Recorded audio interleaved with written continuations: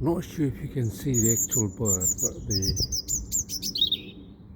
sound coming from that bird is 100 times